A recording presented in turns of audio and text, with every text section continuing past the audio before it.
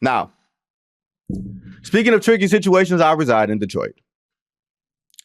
And the Detroit Pistons, after seemingly weeks and months of letting Monty Williams twist in the wind, you know, they fired him on Juneteenth. Now, you can say that, hey, a black man got his freedom on Juneteenth and got a pretty big check to go along with it. But I think he anticipated being able to coach this team this coming year with a reconfigured roster and a new front office, and Trajan Langdon, and Trajan Langdon is the new president of basketball operations for the Pistons.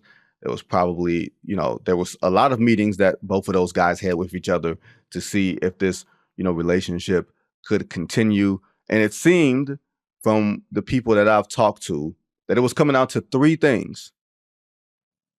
scenarios rather, that the Pistons could have taken with Monty Williams and that exorbitant contract, now that they will owe him, $65 million over the balance of that contract. You would hope, if you're a Pistons fan, that $65 million doesn't prohibit Tom Gores from signing guys in free agency.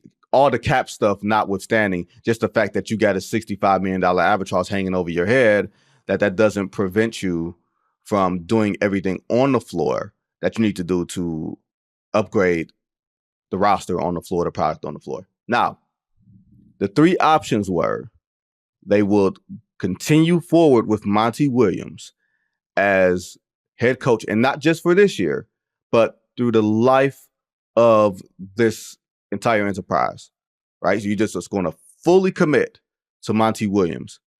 The second option was we're going to give Monty Williams a year, right? We're going to give him another year, chop some more money off of that contract, and see what happens there. See if he connects better with players. See if we get better players around him. See if he's a better fit with the roster. He clearly was not a good fit with the roster. There was all of the thoughts. Hey, does Monty want to be here? Is Monty fully invested here? That question was posed from pretty much the moment that he agreed to become Pistons coach. And it was reinforced when they had that 28-game losing streak, which began on the third game of the season, right? Never forget that long, drawn-out, and depressing losing streak began in the third game of the season. So it sapped whatever hope that you thought you had going into the season to begin with, okay? So that was option two, was just giving him a year and seeing if things could work out better. And then option three was firing him. And they chose option three, which allows Trajan Langdon to come in and assert his vision and to presumably hire his head coach. I say presumably because there's always this thought in Detroit about many cooks in the kitchen. There's always this thought of, and he talked a little bit about it during his introductory press conference last Friday, there's always this thought in Detroit with Arn Tellem, super agent, now Pistons vice chairman Arn Tellem in the fold, who has final say? Who's the boss? And Tom Gores lives in LA. So because he's not physically in the building and around, that gives people more responsibility, more say. Arn Tellem is an alternate governor. He is someone who's like I said, a vice chairman. He has more influence than many would assume. There were a lot of different things going on in that building last year. As a source told me at for Yahoo Sports on a column I wrote last week, 4 different factions in that building. 4. And that's not entirely uncommon in the NBA, where, the owner's going to think something, the GM's going to think something, the coach is going to think something. But when you're winning 14 games, everybody needs to be rowing in the same direction, and that hasn't happened. So if you're Trajan Langdon, and as I reported in that column, James Borrego was one of the first names that came out once they decided that they were going to move on from Monty Williams. James Borrego was in the running for the Cleveland job that went to Kenny Atkinson. So now he's available. It seems like he would be a fit with the Pistons. I do have questions, though, sometimes about, hey, can you relate to players? Do players believe in you? Do players buy into you? Those are always questions that I have when sometimes a coach comes from one losing situation to another losing situation. Is it culture or is it you? I got all types of questions. Not saying it would be a bad hire if it happened, but it's just one of those things because the Pistons seem like that they're going to go through a very judicious process here. They're not going to hire a coach before the draft. I'm just very curious if he's the guy, what that actually looks like. This will be some of those young guys. You got Cade Cunningham and Jalen Duren and Isaiah Stewart if he's there and Jaden Ivey. This will be their third coach in 3 years. From the last year of Dwayne Casey to Monty Williams and everything that came with that, to whomever they're going to hire this year. Remember last year, before the Monty Williams hiring happened, Troy Weaver, who was then the general manager, he initially wanted to hire Kevin Ollie, who wound up being in the interim spot in Brooklyn, taking a high-level assistant job there before they had coaching upheaval, and he wound up getting an opportunity, but it didn't work out there.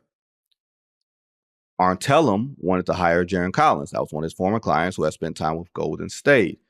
This time, I think Collins will be involved. Also, Dave Yeager, who used to coach, the Memphis Grizzlies, Sacramento Kings, like a veteran guy. I would not be surprised. I would say, don't be surprised if you see Dave Yeager's name around here, around these parts. There's other guys I think the Pistons should consider guys who've been in their building before. A guy like Jerome Allen, who's been on the staff. He spent this season with the Boston Celtics. He interviewed last year, but I don't think it gained much traction. But I do think some of these guys need to have some level of familiarity, some level of continuity. This is a critical summer for the franchise where you have a guy like Cade Cunningham, who's eligible to sign a $220+ million max extension on his rookie deal.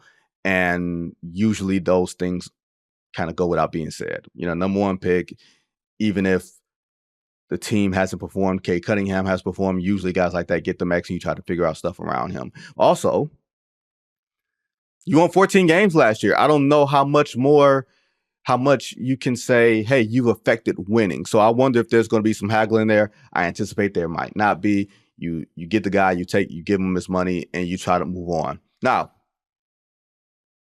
for Trajan Langdon, the rebuild is a weird one because you've got young pieces, you've got young players, but you're coming in off the heels of another rebuild. This franchise has not won a playoff game in 16 years. Teams are going through rebuilds and reloads and everything else, while the Pistons have been pretty much trying to figure things out, whether it's throwing money at Monty Williams or trying to get Blake Griffin or whatever it is. Like, Gores has resources, but it hasn't worked out. So if you're Trajan Langdon, you don't want to be in a spot where you're starting over, but you also don't want to be in a spot where you have 16 years hanging over your head. You have to start this job from day one as if it is day one. And he said, hey, look, as opposed to signing guys to overvalued deals in this new salary cap reality, hey, how about we will take on draft picks and bad contracts from previous CBA? We can do that. That's kind of what the Brooklyn Nets did to get themselves out of salary cap hell when they were out of draft picks because of the Kevin Garnett, Paul Pierce trade that wound up getting the Boston Celtics, Jason Tatum, and Jaylen Brown. Like, that's kind of what Brooklyn did when they said, hey, we're going to take on the bad contract and give us the pick. Take on the bad contract, give us the pick. And then you try to flip those picks later. And you hope those players, although overpaid, are still valuable. I would not be surprised if the Pistons did something similar to that, in large part because you have Cade Cunningham and you're anticipating him being on a 5-year max that will kick in next season if he does it. So the clock will be ticking from the moment he signs that extension, which means you can't go through a elongated process of things here.